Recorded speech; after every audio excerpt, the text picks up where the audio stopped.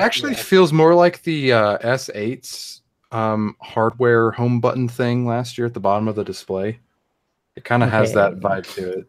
Corbin, can you Yeah. grab the other thing then? I'm doing that now. Let me see. Copy. Paste. Okay. Let's see. Is it going? It's going. All right. And start stream. Move my chat over here. Eventually, I'll get Hex chat set up. All right. I'm going to close my remote desktop app now. I'll let it do its thing and just assume it keeps running. All right. We're all good on Twitch. Okay, cool. All right, are we ready to get underway? I think so. Probably as good as we're going to get. Okay, moment of silence. Welcome to the Android Police podcast. I'm your host, Ryan Whitwam. I'm Cody Toombs. I'm Jordan Palmer. I'm Corbin Davenport. And I'm Ryan Hager. And David could not be with us this week, so we will soldier on in his absence as best we can. Yay. Yay. Okay, so we have some things to talk about, some more important than others, but let's start with something potentially revolutionary for me. I don't know about you guys, but Google is apparently working on an Alt OS mode for the Pixelbook that would allow you to run Windows on it, which I would like very much to happen right now. I'm not necessarily Windows for me, but yeah, the ability to basically dual boot without enabling developer mode, I would think. Yeah, I mean, an officially supported mode that would allow me to get to Windows would be ideal on that device because the hardware is great. I love the keyboard on the Pixelbook. Oh, that keyboard is amazing. And I can use Chrome OS for almost everything that I do. But man, I need Photoshop sometimes, and Chrome OS does not have any capable photo editors. Yeah, I know David at CES used the mobile Photoshop and Lightroom apps, and they did okay. At MWC, he forced us. He forced those of us with Windows machines to do his photoshopping for him. Oh, of course he did. Yeah. I mean, I've actually been using my Asus Chromebook Flip C302. That's the name. I keep forgetting it. But I've been using that as my only laptop for like 6 months now. And photo editing is like one of those things that just does not work on Chromebooks yet, like video editing. And I don't really know why Google hasn't tried to fix that on their own. They've had like 5 years now. Well, there's the whole running the Linux applications in a container, so you could run Darktable and GIMP, but they haven't pushed that would be an okay solution, I guess. I mean, I haven't used either of those in a number of years, so I don't know if they're in any way comparable. That's what I use for all of my photos, so because I'm too cheap to buy subscriptions. And I'll be very interested to see how that Linux container works out, because it kind of sounds like they're targeting just command line stuff, like what the Windows subsystem for Linux did when it came out earlier, which you can technically run a desktop on top of that, but it's a hacky thing. So if Google's going to target or let you run desktop Linux apps, I'll be very excited, because that means I can run, coding tools like Visual Studio Code and GitHub Atom. You could potentially run Wine to run Windows programs that way. Run Steam. Or Steam, yes. I can run Steam games. That'd be great. I feel like the performance is not going to be sufficient for that, but it could probably do Fortnite or something. I played TF2 on my Dell Chromebook a couple of years ago when I had that. That worked. Probably can't do Overwatch though. It's not good enough for that. No. So we should point out we have no idea when this feature, if it even ends up being a thing, will be available. All we know about it is that something called Alt OS has shown up in the most recent Chrome OS builds. So we don't even know, if this works in any fashion, even inside Google right now. So I don't know. I mean, I/O is a couple weeks away. Perhaps we'll get some sort of announcement about this. That would be nice. I would guess Pixelbook 2 at the earliest, Perhaps like October. Yeah, and a bunch of people also brought up, we don't know if this is coming to other Chromebooks or not. Oh yeah, I feel like this could just be a Google thing. It would probably require some customizations that don't exist like in Chrome OS for everything. Yeah, there could be some firmware trickery going on, and Google also seems very slow to roll out Pixelbook things to other models. Like, there's still no assistant on other Chromebooks. It's still Pixelbook only. In a way, this was something you could previously kind of do because the Chromebooks used to have, was it Core Boot support built in? Yeah. So you could, you could install Linux or Windows or whatever you wanted to, as long as you wouldn't have like half your Windows drivers, but it would run natively. Yeah. So this is kind of a return to the way things used to be, if that's sort of the case. Although in a more sanctioned means, I guess. Yeah, you presumably you wouldn't have to wipe Chrome OS like you did before and put it in. Well, you'd probably still have to put it in developer mode because, you know, when you have that off, you have the OS verification and stuff that would probably get in the way. Oh, I hate that. Like when you enable developer mode, if you don't catch it before it times out, it just wipes your Chromebook. Yeah, that's why I can't do developer mode on Chromebooks. Like, I would love to run, you know, the Crouton Linux so I can run Wine and other stuff, but no, I don't like the beep it does when my Chromebook starts up. I have to do the keyboard shortcut. It's not fun. Keyboard shortcut's not even on the screen. You have to press Control. No, you have to memorize it. It's not good. Google needs to do something about that. I mean, I get it. It's a security measure, but at the same time, it's super annoying. Yeah. Again, which is why I'm super excited for possible Linux containers, because that's the only reason I would put it in developer mode. So yeah, before we move on to the next topic really quick, I know we mentioned it, or Ryan posted it on the AP Twitter, but this is the first episode we're also broadcasting on Twitch. So if you go to twitch.tv/AndroidPolice, you'll see the exact same thing. And for the foreseeable future, we're going to broadcast on both. So you're not missing anything. We do kind of want to switch over to the Twitch chat for most interactions at some point, but we're not there yet. We're still testing everything. We're experimenting for now. Yes, because Twitch is where all the cool people, all the cool kids live. It's true. So yeah. Yes. And next topic, ZTE drama. Yeah, so that's this has been the big news, I think, of the last week. ZTE, which maybe many people aren't aware, is I think the 5th largest smartphone seller in the United States. Got in a little bit of trouble with the it's the Commerce Department, right? Yeah, Department of Commerce. So so this started a couple of years ago. They exported some stuff to Iran, which you're not allowed to do. So the Commerce Department fined them and said, you have to fire these employees and discipline these other ones. And ZTE paid the fine. They fired people. They did not apparently sufficiently discipline their other staff. So out of the blue the other day, the Commerce Department said, okay, you're not allowed to buy any technology from US companies for the next 7 years. Which everybody was pretty shocked by, because I mean they did pay $1 billion fine, and that the government is totally within its rights to do this. These were the terms of the deal that ZTE made, but it is an unusually heavy-handed action. Extremely heavy-handed. Right.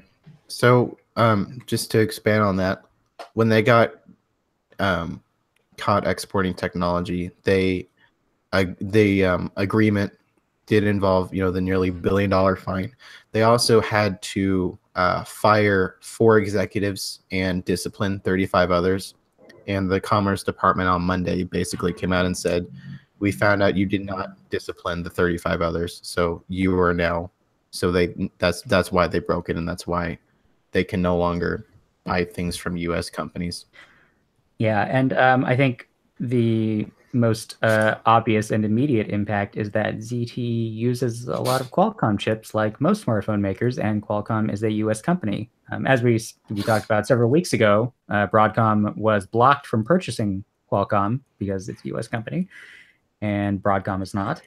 And so presumably ZTE can't buy any chips from Qualcomm right now. And that may only be the least of their problems, considering they also have to pay to license the Play apps from Google. Yeah, it is unclear right now if software licenses are covered by the ban or if it's only physical goods, technologies that would be exported as opposed to a software license. I guess from what we have heard, Google and HTC are discussing the implications of this. I'm sure that, this is a question for a Department of Commerce lawyer, really. None of us are, obviously, so we're just speculating. But if that were the case, if ZTE couldn't get Google Apps anymore, it would basically be done in every market except for China. It would not be able to sell phones elsewhere. Nobody would want to buy them.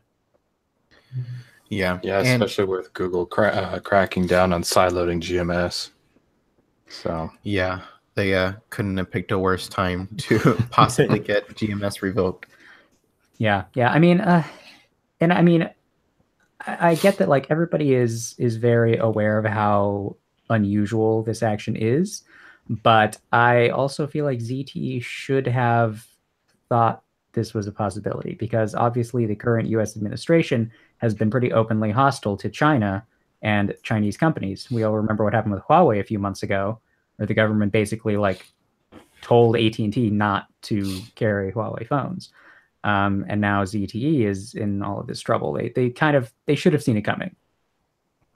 Yeah, and the strange thing about this is that, well, I shouldn't say strange, but the difference between Huawei and ZTE is that there was never really a huge amount evidence towards why you should not trust Huawei. They just said, oh, there's ties to the Chinese government, which is true, but yeah, definitely, like, ZTE, obviously they did something they should not have done. Right. They gave the government this opening to, wreck their business, basically. Right.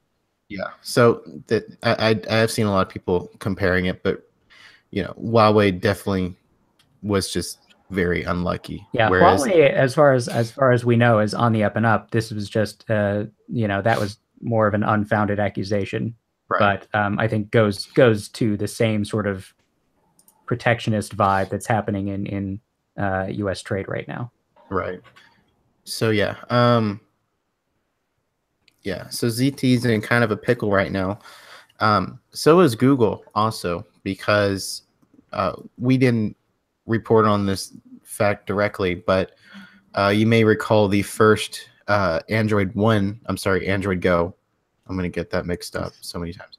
But the first Android Go phone in the U.S. launched about a month ago. It was the ZTE Tempo. And Ars Technica mentioned that it went on sale for one day and then it sold out and has not been restocked. So we don't really know if that's going to go on sale again, because Google's still trying to figure out if they can even license Google services to them. And it has a Qualcomm chip in it. So, unless ZTE has warehouses full of them already, stocked and ready to go, then... Ron says he bought one in the Twitch chat. So there you go. That's a rare phone now. Yeah. Forever. It will be like the Nexus Q and lots of other weird Android Fire phone. I know. I have I have both of the Tango phones that I will keep forever because they are both so. I sent mine back because I didn't want to keep the behemoth and the broken one. Oh man, I love weird phones, and those are just some of the weirdest. Oh gosh. Well, when it comes right down to it, this is going to open up so much trouble for competition, because as LG is kind of, they're not going away, not by a long shot, but they're sort of winding down a little bit. HTC's in trouble.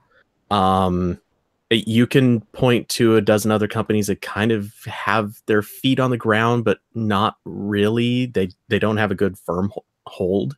Huawei's now sort of screwed. Like at this point, Samsung is going to be living large. Well, I mean, Huawei is kind of screwed in the U.S. I mean, they're still like the second or third largest smartphone maker in the world, depending on how you measure. They're doing okay without the U.S. market. I think if they had been able to sell on U.S. carriers, they would have given Samsung a run for their money. But that's kind of off the table now. But yeah, internationally, they're still extremely strong. So yeah, I mean, and Huawei makes good phones. I wish people had the opportunity to buy them more readily. ZTE thus far has not made what I would consider like great phones, but they've made a lot of phones. They've made like a lot of cheap phones. They're going for quantity over quality. And I mean, the Axon 7 was okay, but yeah. I know that phone had its fans. We were pretty impressed with one at MWC. I mean, we gave one an award. They're improving a lot. Yeah, I mean, they're their mid-range phones are good for what they are. But I mean, it's so uncertain for them right now. I think it's going to be at least a couple of months before they can sort of confidently say, like, here's how we're going to move forward, if indeed they are at all. I mean, I think we heard something like 20% of their supply chain is US based, so they would have to find alternatives to those components. And obviously Qualcomm is the biggest problem. I guess they could switch to MediaTek chips, which none of those are really great. And there was news a couple of months ago that Samsung was looking to start selling Exynos chips to other OEMs again. So I don't know, maybe they could work out something with Samsung to get Exynos chips. Yeah. But of course, that would require them to redesign the phones that they have now. They have to make new boards that work with the new SoCs. So and that only solves half the problem if they can't get GMS. Yeah, I mean, that would be like the end game for ZT. I feel like that's still much more up in the air. Yeah. Hopefully we learn more about that soon. But I mean, I hope that doesn't happen because I want more competition. I want people to have more choices, and just completely ruining ZTE's smartphone business, it doesn't do anyone any good. Especially in the American budget phone market is not good. You have Motorola and ZTE and like some LG phones. That's really it. Yeah, LG's budget phones are terrible. Yeah, they're really bad. And when you look at what Europe and China has for $200, it's night and day. Like, I mean, even Rita went into this in detail when she wrote about her experience with the Mi A1 from her perspective of living in the Europe, Middle East region. And I mean, she said multiple times, this is an insane deal. It's a fantastic phone for was like $220 or something like that. And we just don't have that in the US. I mean, the best we have right now is the Honor 7X that nobody's going to buy. Yeah, they can't put that in retail store shelves or carriers. And Nokia's also they're trying to. I'm sorry, they're already selling the new Nokia 6 in the U.S., but I think it's still on Amazon for now, so no retailer carrier partners. Yeah, I feel like if ZTE has to sort of step out of the market for a while, Nokia is in a pretty good position to gain some market share. Although, I mean, it might be good for some other Asian OEMs. Like Xiaomi has been talking forever about expanding into the West, but they are they're a large Chinese company, and they might experience some pushback if they try to get into the U.S. market. Recently, most of them have. Yeah, I mean, it's just I could see it being sort of a questionable business decision from their perspective to invest a lot of money in trying to move into the U.S. without knowing if the regulatory environment will be friendly, or even just if senators are going to start sending nasty letters to carriers to get them to not carry their phones. Actually, it might even just be a good idea to take the next year, even if they had plans to move in, and just be like, you know what, we're just doing nothing. We don't want to get attention until everyone just forgets this is a thing. Yeah. I mean, and we have, I mean, and OnePlus, I think, would probably benefit if ZTE can't sell phones for a while. Like when the Axon 7 came out a few years ago, that was seen as kind of a direct rival to the OnePlus. What was it, the OnePlus 3 at the time? OnePlus 3, yeah. I mean, they were priced similarly. They had similar specs. If they don't, I mean, if OnePlus doesn't have to worry about ZTE coming out with like another Axon or whatever this summer or fall, then they would be in a much better, sales position. All OnePlus needs is those prepaid NVN. I know, can't talk. Anyway, those prepaid carrier partnerships that ZTE has, and you'd see a lot more OnePlus. Yeah, well, yeah, OnePlus phones probably won't sell very well on those carriers though, because $500 or $600. Yeah, and well, they say, go ahead. Well, I know that I was talking to somebody that works at Metro PCS, and they actually sold quite a few S8s last year, which was more than a OnePlus. I would have imagined a lot of people that go with Metro do so because they can get cheap. Well, I'm sure, yeah, that's why there's so many of these phones. Well, I mean, OnePlus doesn't have like any carrier involvement at all. I mean, they would have to revamp the way they sell phones. And they'd have to revamp the phones themselves too, because I don't think any of them support CDMA, do they? They do not, no. Yeah, that's like half the NVMEs. Yeah, I mean, but like right now, it's kind of a tough time to do that because there's an investment in adding CDMA support, and CDMA is going to be a thing for another couple of years, maybe. Yeah. I mean, very soon, I think you'll be able to have a phone on Verizon that doesn't use CDMA at all. Yeah, and there's the other problem too, where one of the reasons OnePlus can sell cheaper phones is because they have these tighter profit margins. Like if they went and sold or partnered with an NVMe, that might drive up the prices of the phone because they have to pay for certification, that sort of thing. Yeah. Do we want to talk briefly about this this really interesting ZT notch phone that now might never exist? It's kind of a bummer, really, because I think it's really a cool idea. It does. Well, you know what? Maybe we'll see it in like 2 years with a MediaTek chip. Who knows? But so the phone, it's a concept design. They call it Iceberg because like the whole phone is encased in a continuous like piece of glass, and then it has a notch at the top and at the bottom, so it's symmetrical. And I actually am kind of into this. And there's a speaker on the bottom notch, so it's front-facing speakers.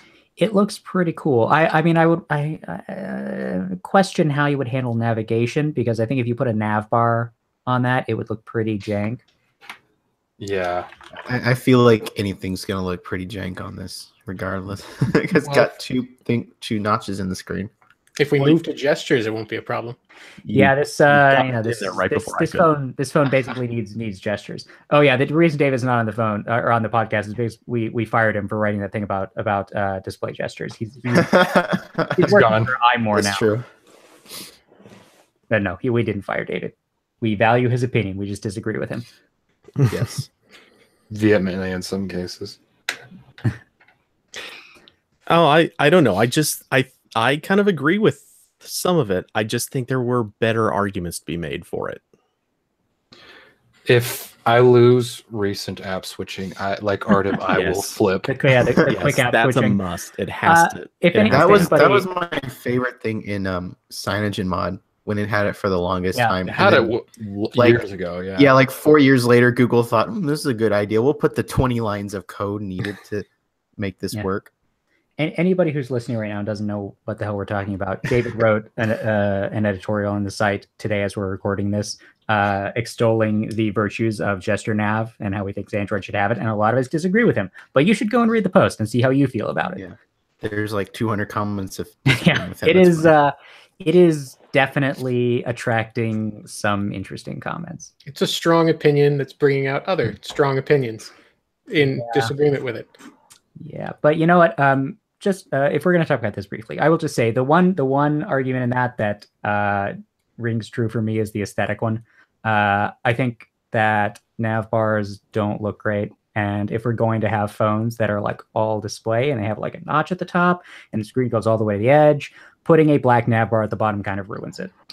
I mean, long story, but I've had to use gesture nav on the Xiaomi Mi Mix 2, and I like the aesthetic for sure. Having that all that display real estate looks really good, even though the Mi Mix 2 isn't the most beautiful device anymore. But it's just so broken that, and no Android OEM that I've tested can do it right. OnePlus sucks. It is all about the quality of the implementation, and from what we've seen in Android P, we can't tell how it works. So I mean, it'll be entirely up to Google to make the case for this being a new navigation thing in Android, because there are a lot of ways it can go wrong. Accessibility, a bunch of other questions. Yeah. Yes. Okay. Well, since we sort of wandered into that topic, does anybody have anything else they want to say about about gesture nav? David's wrong. You brought up the aesthetics. I want to bring up the functional. The biggest problem Android has had for so many years is the back button versus the so-called up button. Like that single thing has been such a catastrophe. And I could totally see an argument for getting rid of the back button just so you wouldn't have those two different conflicting things. It's just the problem that there's still actually a lot of software that really makes a good case for keeping them. So many apps, they don't implement some sort of like a software feature to go back.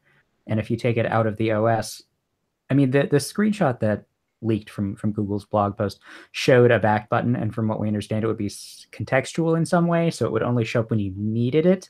But that just feels to me like the menu button all over again, because when Google killed that, it took like 2 years for apps to stop producing a menu button. Yeah, like that would pop up on at the side of the nav bar, and it looked terrible. And yeah, I mean, I don't know. I kind of feel like if Google's going to do the gesture nav, they need to just do it and like make a hard break and just say, okay, devs, do something about this if you want your apps to work.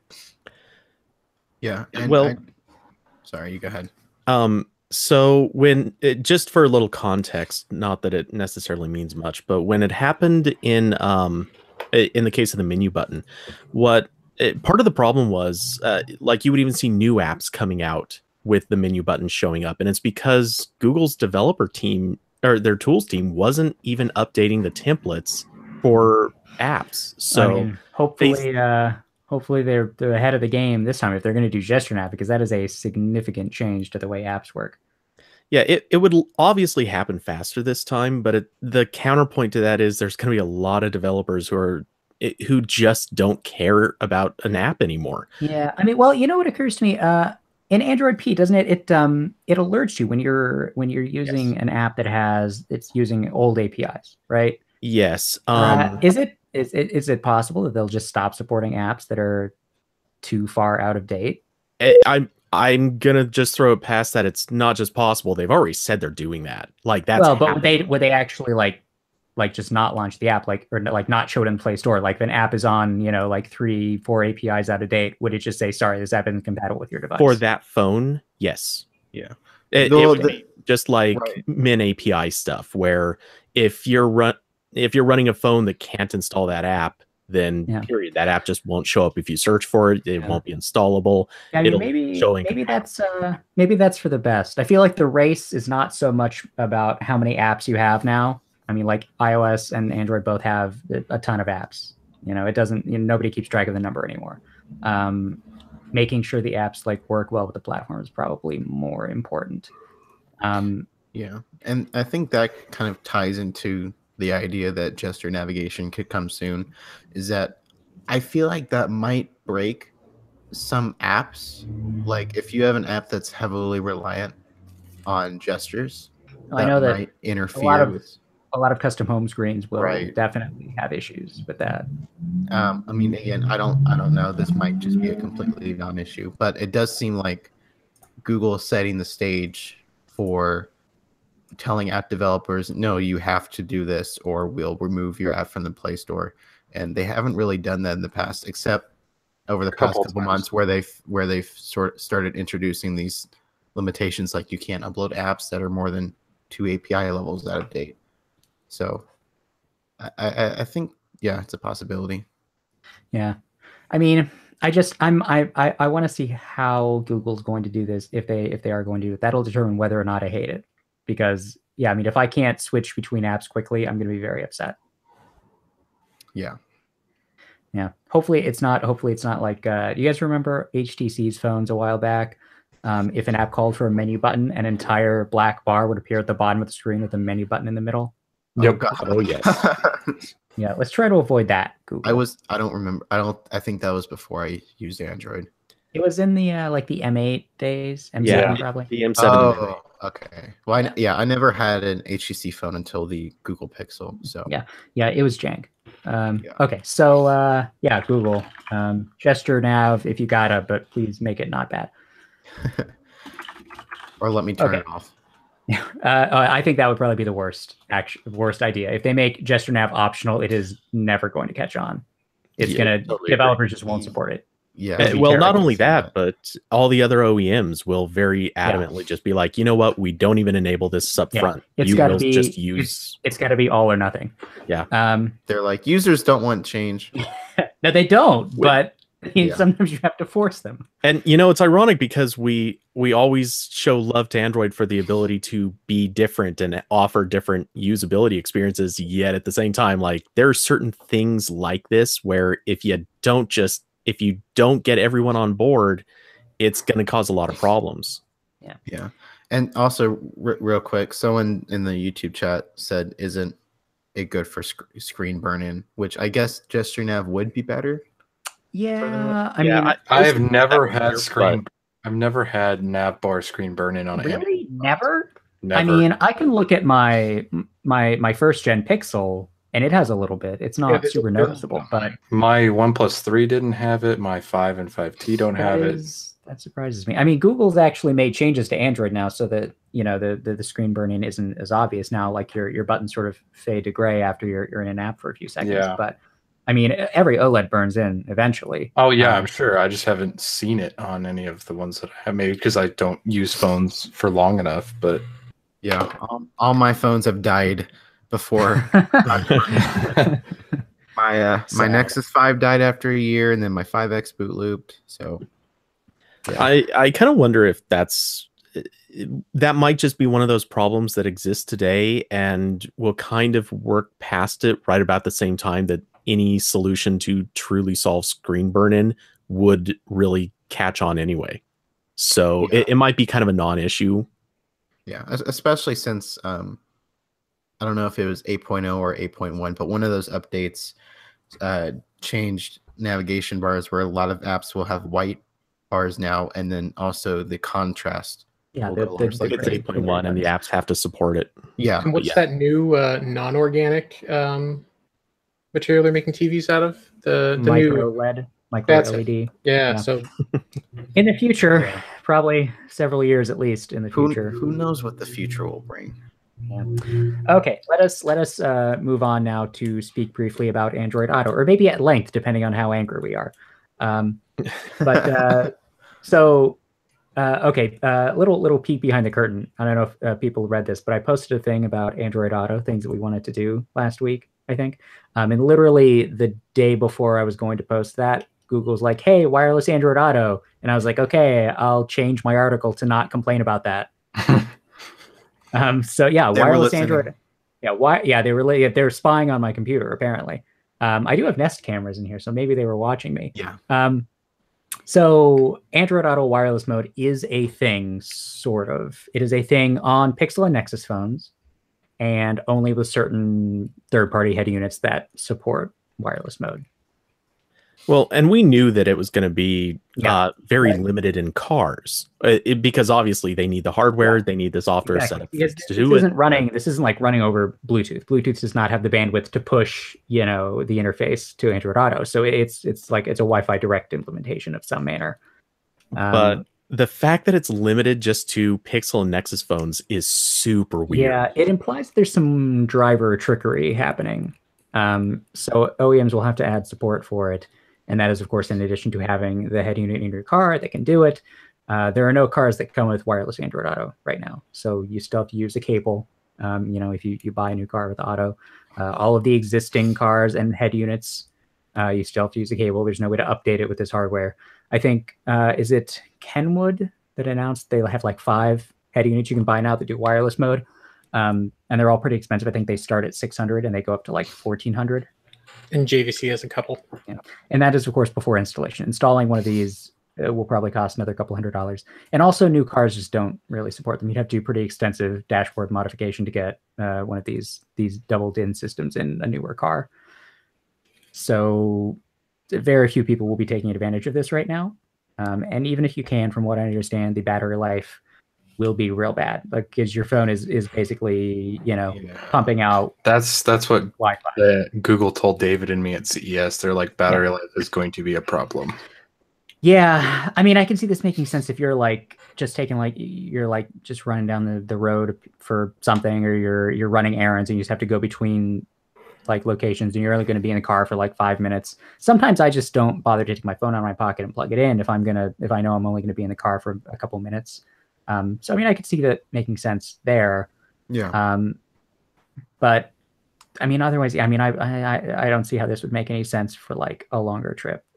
I mean, you would have to like plug your phone into power, but then at that point, why don't you just plug it into the car, like to power Android Auto the normal way?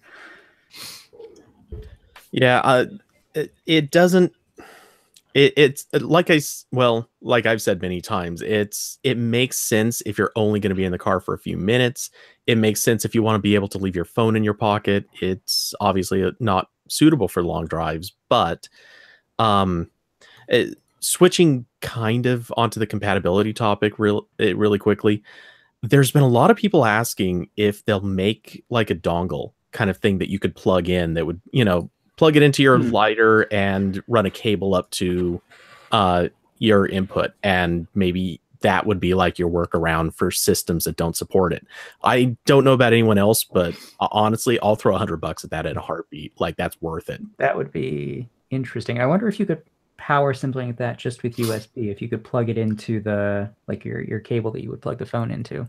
Probably. I don't see why not, but I'm just saying, if you needed to plug it in, like, it's not hard. It's all stuff that's going to be right up there in front anyway. Coming to a flexible funding Indiegogo near you. Coming 2022. Yeah, if you're lucky. Yeah.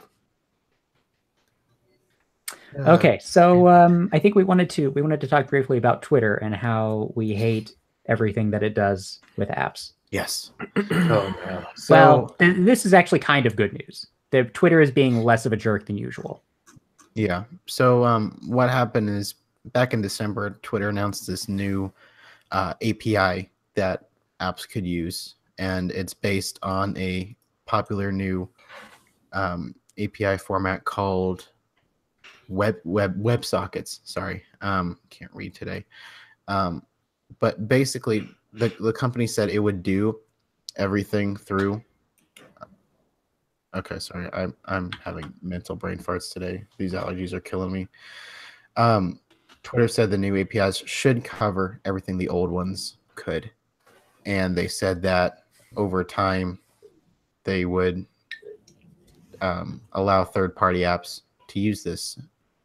And they gave the cutoff date of trying to find it. I think it was June or July of this year. I think they said they'd cut off the old API. But the problem is that new API is still only open to partners. So the single developers that make Twitter apps like Flamingo and Falcon and Talon and all these other great apps, they don't have access to it. So presumably when that cutoff date would come, the apps would just stop working. So a bunch of these third-party devs grouped together and tried to get the hashtag breaking my Twitter trending, and they did. And the official Twitter development account said a couple hours later, we're delaying the deprecation date. Okay, so it was June 19th. So they were going to break everything on June 19th. Now they're not. I don't believe they've set a new date yet. But yeah, so your third-party Twitter apps are safe for now. I mean, they kind of are, unless they're running out of tokens. Yeah. which just happened to Flamingo a few weeks ago, which makes me extremely sad because I love that app, and now the dev he's not going to update it as much. I mean, why would he? He can't sell it anymore. Yeah, and I mentioned this in the post I wrote about it, but Twitter third-party apps just have so many limitations now because yeah, but I mean, but it's still so much better than the official, and the official Twitter app is so terrible. I hate it. Because I feel like the cutoff was maybe like 2 years ago, where they just like stopped bringing new features to third-party apps. They didn't make APIs for them, so like third-party apps they don't have push notifications anymore. I don't know if they ever did, but they definitely don't now. They have to do weird stuff with the streaming API. Yeah, a lot of them will intercept notifications from the official Twitter app. So if you log into both, they just like take over the notifications, which I mean, it works, but it's pretty hacky. It's they can't do group DMs either. Can't do polls. Not that anyone cares. Can't do moments. So it's like all these little things where it's pretty clear Twitter does not want these to exist because they want you in the official app where you can see promoted tweets like every third tweet. And I don't even hate the promoted tweets that much. What I cannot stand about the official Twitter app is how often it wants to show me old stuff.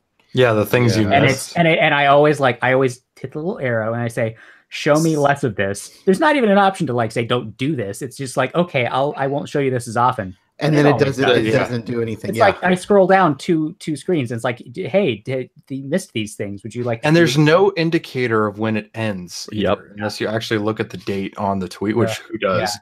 I know. No, I have many times I've been like, I haven't realized I was in one of those areas, and I'm like, oh, this tweet, I should like reply to this. Oh, this was 2 days ago. God damn it.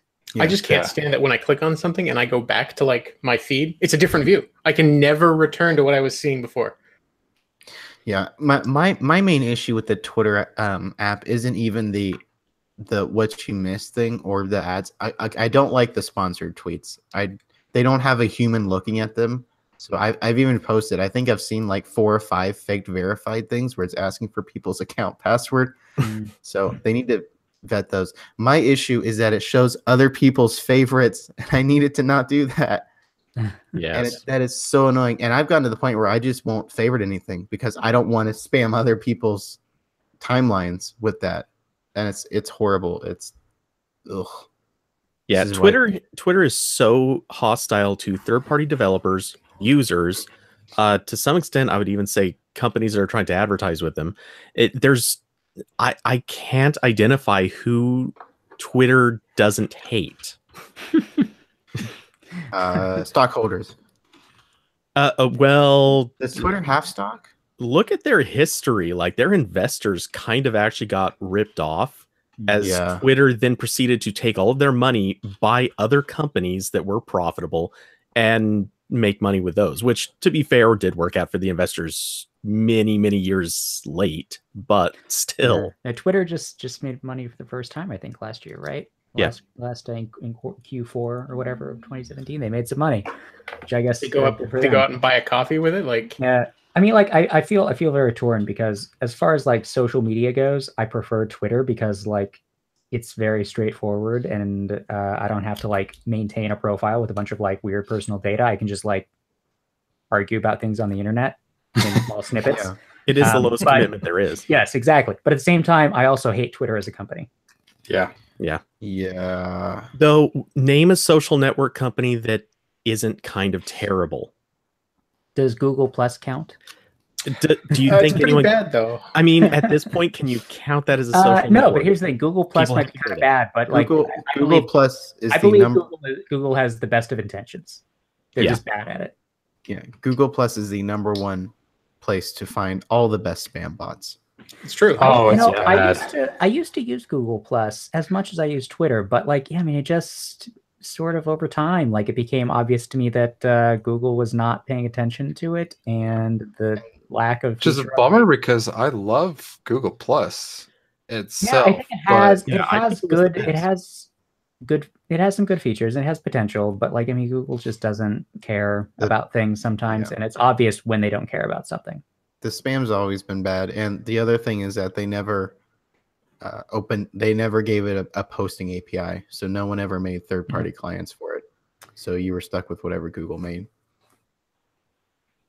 Yeah, Google Plus, you can tell it's one of those things where it started feeling sort of like MySpace did at a point. Like you just noticed they stopped making changes, nothing new was coming, and even though every few months there's some post from one of the Google Plus developers saying, "Hey, we're totally doing this stuff. Look at how cool this is," and everyone's like, "All right."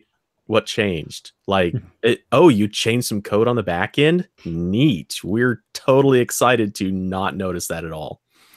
That's kind of where it's at. And it's still killing me. I'm dying for basic things like give us some more formatting options. Give us, please, any sort of spam controls that don't suck. Like, Google Plus should have been so much better than it was, and it just failed. I think the real thing Google should do is go back to Google Buzz. Google Buzz. That was I'm actually impressed with how quickly Google admitted defeat on that one. What if they just kept going? We still had Google Buzz today. If we had Google Buzz to go with our Google Reader and Google Talk. Yes. I honestly, Google Talk's better than Allo. Yeah. Not like that's hard. I've tried to use Allo a few times. The app is nice. I mean, I like the app. That's the thing. Like, I try to get my wife to use it at least because she'll use whatever apps I tell her to. But like, man, there's so many just dumb things. Like every time I switch phones, it's such a pain to set Allo up again, and like the web interface is janky, and it is not a sufficient replacement for a desktop client. Versus like Telegram, that's just seamless to set up on new devices. It has the desktop and the web client. I tried Telegram for a while too. I mean, we use it like as a team when we go to conferences and stuff. But I've also noticed that Telegram's notifications have been really sketchy. It's been weird lately. It's been like in the last couple of months. I'll have Telegram open on one device and it still won't get it unless I open the app. Yeah, maybe I'll give it another shot soon and see if it's working any better. I mean, I would switch to Telegram for most of my messaging if I could, if it worked reliably, because it's better than Allo, and Hangouts obviously Google is not paying sufficient attention to anymore. I really am not interested in WhatsApp. So I think WhatsApp is like the ugliest app. I didn't know. It's ugly, and it's not. Don't say anything negative about WhatsApp, or everyone that's not living in the US will be like, "Why don't you use it?" Yes. So I use Telegram, which is better. You're like, "What's wrong with you?" Everyone loves WhatsApp. Now, I mean, what everybody in the US uses is Facebook Messenger, and I don't. Oh my god, I hate Messenger. Actually, a lot of my friends who used to be diehard Messenger only fans, even they've backed off of that a lot in the last year. Now I'm getting more text messages than ever, which is sad in many other ways, but at least you can use whatever app you want with SMS. Yeah. Yes. Really quickly on Allo, just to point this out, I didn't really realize this, but the last time I used Allo, I can tell you this to the day, was January 23rd, because that's the last time there was an update. It has seriously been almost 3 months, almost to the day, since there's been an Allo update. That's weird for an app that was getting... I know we say this all the time, but like, I just don't know what Google is going to do with its messaging stuff. Like, it's in such a rotten spot right now. It can't. Well, there's that thing The Verge just posted about chat being Google's new take on like the successor to Android messages. Oh god, are they renaming Android messages again? Google, stop, please. Yeah, hold on here. I'll post it here. Yeah, I was really curious about this because it wasn't familiar. Yeah, like Verge just posted it. Yeah. Don't have time. Oh, you mean just posted? Like just posted? Yeah. Yeah, like 8:45. 8:45 just Eastern. happened. So yeah. Yeah, somebody ago. want to maybe put this in Basecamp real quick? God damn it. Richard talked about it. Yeah, you did. You got it, Ryan. Yeah. So obviously, none of us have read this, so we can't quite comment on that. But it looks like something interesting. AP podcast breaking news. So chat is just the implementation of RCS that they're trying to pull together. Both the app and RCS will be chat, right? Yeah. Okay. Well, that feels a lot less interesting to me than I was hoping. And it's I know. I've gotten to the point where like I really just don't want to use Google any messaging apps they will ever do because I don't think they'll ever figure it out. Here's the thing. I like Android messages as a text app. It's pretty good. Yeah. It's not the best, or so people tell me repeatedly, but it's a pretty good text messaging app.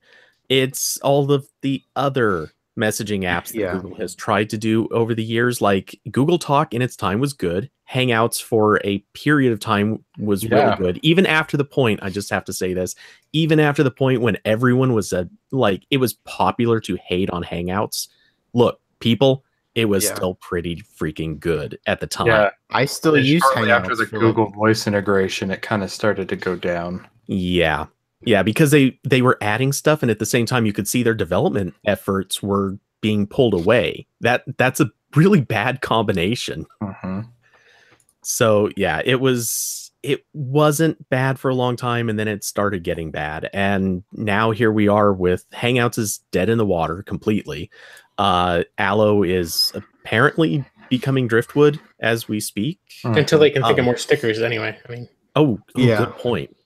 Quick, someone get on the stickers. Stickers will make everything better. Always. No, we need something new. We need live stickers. We need sticker stories. It's just stories. Oh God, yes. We need to combine the two worst trends in mobile apps. There's got to cryptocurrency. Yes, stickers. Blockchain sticker stories. Yes, deep learning cryptocurrency sticker. Someone get Google on the phone. All right, quick update. All of our souls now going to hell. Yep. Worth it. The marketing PR has finally gotten to all of us. Every email I've gotten in the past year with the word blockchain goes right in the trash. Oh God. Oh, I feel we're gonna get this email pitch very, very soon for what we're talking about right now. But so Google's messaging thing, I wasn't on board with all of the hate Google was getting for messaging like 2 years ago. Now I'm getting there.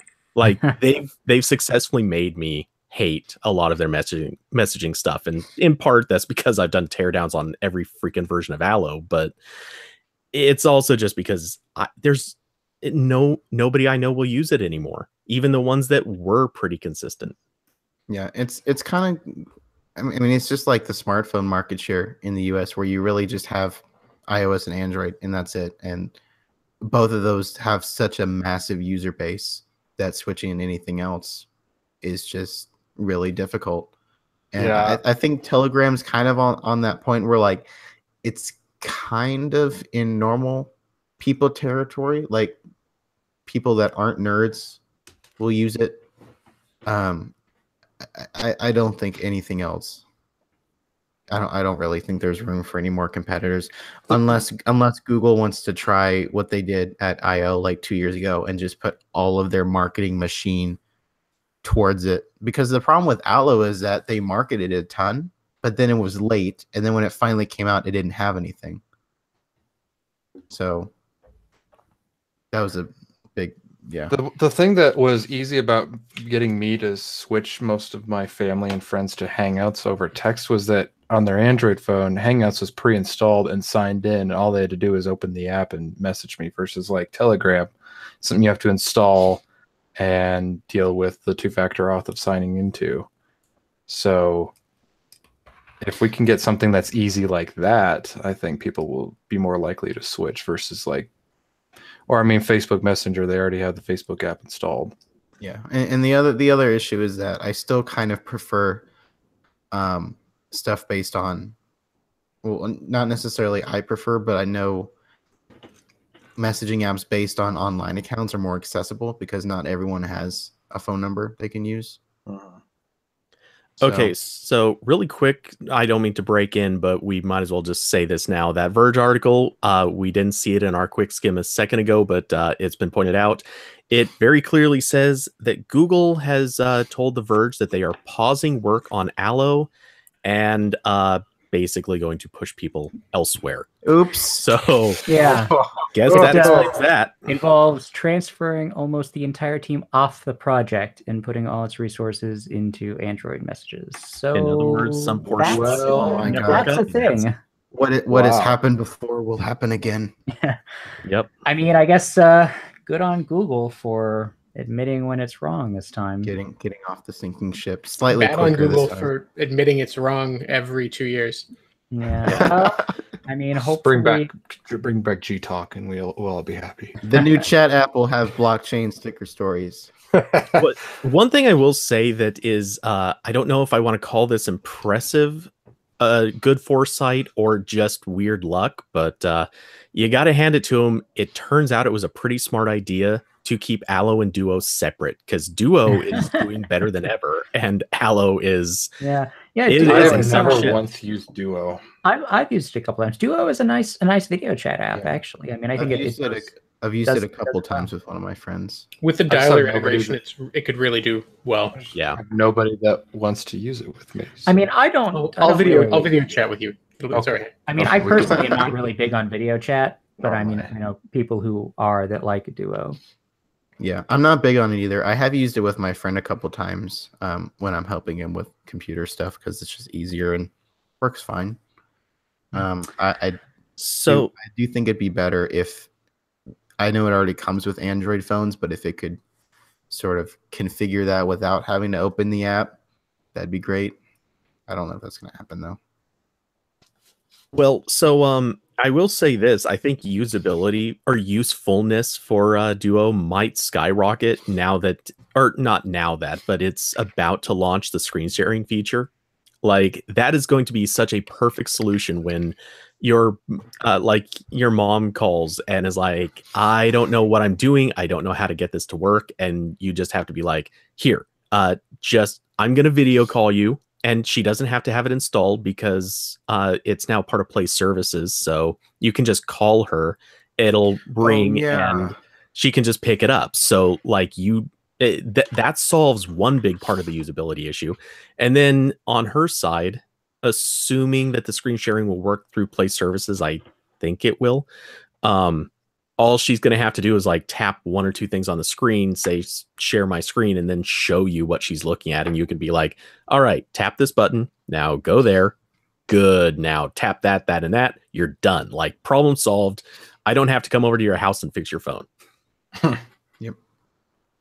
Yeah. Duo's pretty good.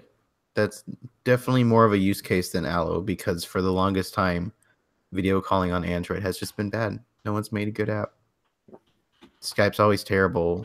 Hangouts calls on Android has always been really buggy for me. It's all yeah. And I think every time I've actually used the Hangouts video call, it's been on accident that I hit the button. Yeah. I've done the voice calls, which are also kind of janky. Back when voice was integrated with Hangouts, so you had to have the Hangouts dialer. And it was always weird for me. I'm glad that voice separated itself. Yes. Yeah. Okay. Do we want to talk about this foldable phone thing? Did somebody have something they want to say about that? No. Yeah. Okay. We'll skip that. Somebody's making a foldable phone. You can read Android Police to find out who that is and why they're doing it. Android Police. Yeah. So I think we will wrap it up. Verbal clickbait? Yes. You won't believe what happens next. Shameless plug. Okay, so yeah, we're gonna wrap it up for this week. So this was our first show that we streamed on Twitch, and we will continue doing that. So you should follow us on that and join our chat there. We will try to come up with some fun Twitch type things to do there. I'm not an expert on Twitch, so I'm going to defer to our younger members to tell me what Twitch does. And then we'll do those things that they suggest. So yeah, if anybody out there wants to contact us, podcast at androidpolice.com, and we will catch you next time. Good night, everyone. Thank you, Jordan. Yep. Okay, going to stop the broadcast. Twitch